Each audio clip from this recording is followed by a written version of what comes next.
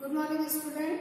Today we are going to start our new chapter, Food and Races of India. First, we will discuss about the food. As you know that India is very big country, and you all know right from the Kashmir to Kanyakumari and from Assam to Gujarat, there are different states in our country, and all the states they are having their own food culture. So it is natural क्योंकि आप सब जानते हैं कि कश्मीर से कन्याकुमारी तक और आसाम से गुजरात तक भारत बहुत बड़ा देश है। अलग अलग स्टेट्स हैं, अलग अलग तरह के अलग अलग भाषा बोलने वाले, अलग अलग फूड कल्चर को अपनाने वाले लोग हमारे यहाँ रहते हैं, और इसी के चलते उन लोगों का खान पान जो भी है, उनका रहन सहन है, उनका ड्रेसेस है, उनकी बोली है, ये सब कुछ अलग अलग होता है।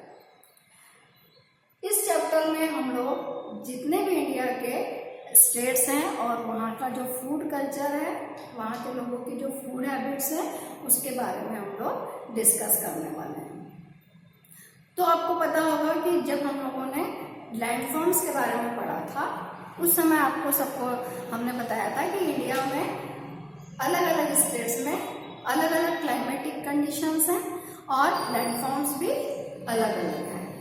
अलग अलग लैंडफॉर्म्स और क्लाइमेटिक कंडीशन होने की वजह से लोगों की फूड हैबिट्स भी उसकी वजह से प्रभावित होती है। किस तरह से? See, food is mainly depend on the climatic condition of that area. उस एरिया की क्लाइमेटिक कंडीशन की वजह से वहाँ की फूड हैबिट्स लोगों में डेवलप होती है। सपोज अगर किसी हिस्से में व्हीट का प्रोडक्शन ज़्यादा है तो उस एरिया के लोग गेहूं या गेहूं से बने हुए खाद्य पदार्थ या फूड आइटम्स ज़्यादा से ज़्यादा कंज्यूम करते हैं। इसी तरह से अगर जिस एरिया में भारत के जिस भी हिस्से में राइस ज़्यादा होता है तो वहाँ पर लोगों की जो फूड हैबिट्स हैं या जो लोगों का खान पान है उसमें उस फूड आइटम की आपको ज़्यादाता देखने को मिलेगी। इसी तरह से बाजरे, ज्वार, मेज, मिलेट, ये जितना भी मोटा अनाज है, आपको पता है डेजर्ट एरियाज जो हैं जहाँ की बहुत कम बारिश होती है, वहाँ पर इस तरह का मोटा अनाज होता है क्योंकि ये कम पानी की फसलें हैं और इसीलिए ये उन इलाकों में ज़्यादा खाई जाती है जहाँ पर की क्लाइमेटिक कंडीशन उसी तरह की है।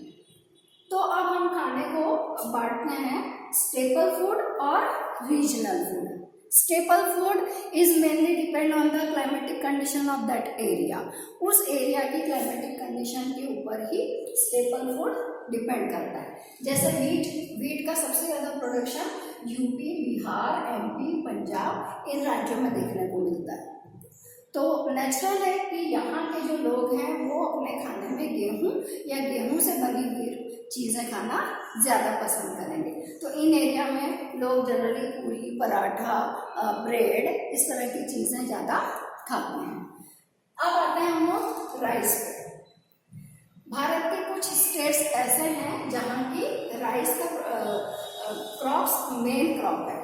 वैसे तो राइस हमारी इंडिया की मेन फूड क्रॉप है, लेकिन फिर भी कुछ स्टेट्स जो हैं वो मेनली राइस के प्रोडक्शन के लिए जाने जाते हैं। जैसे वेस्ट बंगाल है, छत्तीसगढ़ है, तमिलनाडु है, ओडिशा है, आंध्र प्रदेश है। इन इलाकों के लोग और केरला, इन इलाकों के लोग ज़्यादातर राइस या राइस से बनी हुई चीज़ें खाना पसंद करते हैं। तो इन इलाकों के लोग ज़्यादातर प्रेफर करेंगे इडली, डोसा, वड़ा, सांभर या फरा, चीला, चावल से बनने वाली जितनी भी चीज़ें हैं वो लोग ज़्यादा प्रेफर करते हैं। इसी तरह से बाजरे, ज्वार, मेज, मिलेट, ये सारी कम पानी की फसलें हैं और ये जनरली डेजर्ट एरियाज में, रेगिस्तानी इलाकों में ज़्यादा होती हैं। तो स्वाभाविक है कि वहाँ के लोग